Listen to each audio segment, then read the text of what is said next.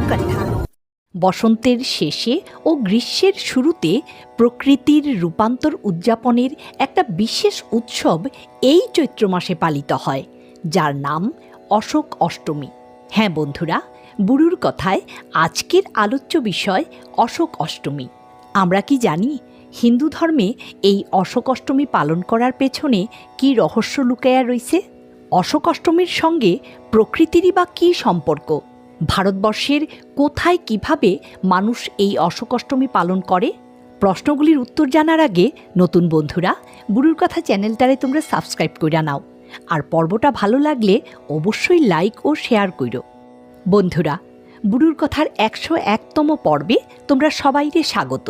হিন্দু পঞ্জিকা অনুসারে অশোক অষ্টমী চৈত্র মাসের শুক্লপক্ষের অষ্টমী তিথিতে পালন করা হয়, যা চৈত্র নবরাত্রির সময়ে পড়ে।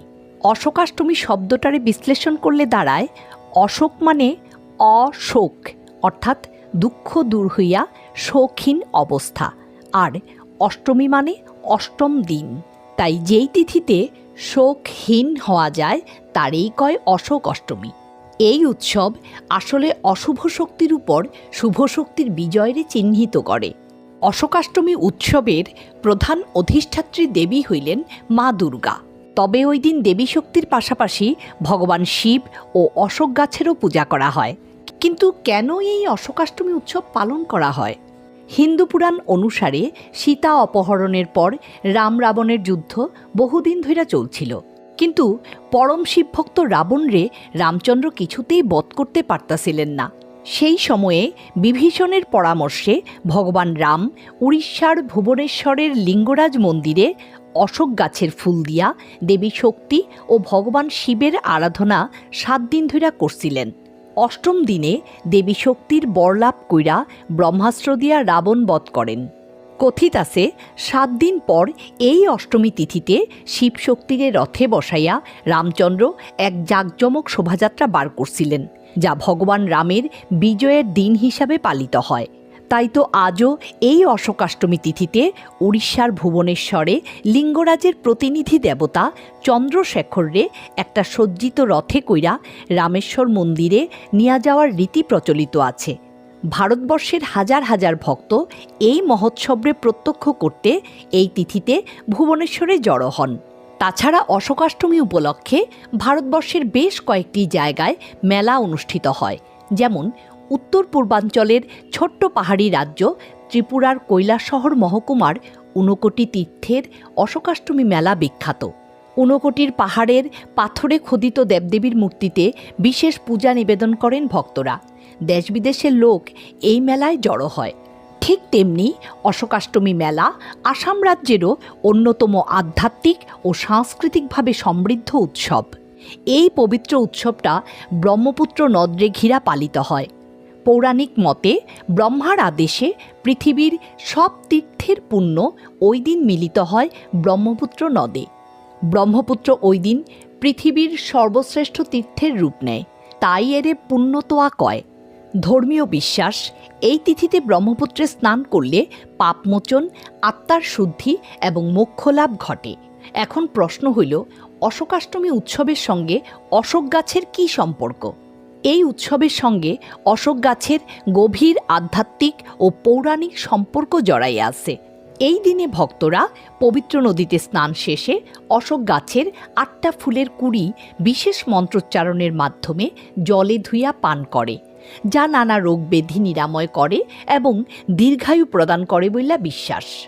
কিংবদন্তি অনুযায়ী রাবণ সীতারে অপহরণ কইরা লঙ্কায় অশোকবনে রাখছিলেন। এই অশোকাষ্টমীর দিনেই হনুমান সীতারে রামের আংটি প্রদান কইরা সান্ত্বনা দেন।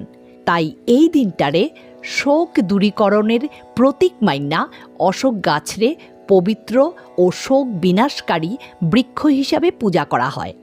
আবার এই গাছ ভগবান শিবের সাথেও যুক্ত। শিবপুরাণ মতে তাণ্ডব নৃত্য করার সময় শিবের অশ্রুত থেকে রুদ্রাক্ষ ও অশোক গাছের সৃষ্টি হয়। তাই তো রামায়ণে সীতা অশোক গাছের নিচে বইয়া অশোক ফুল দিয়া শিবের পূজা করছিলেন, যা প্রকৃতির সঙ্গে নারী ও দেবত্বের মিলন দেখায়। প্রশ্ন হইল, অশোকাষ্টমীর সঙ্গে প্রকৃতির কী সম্পর্ক?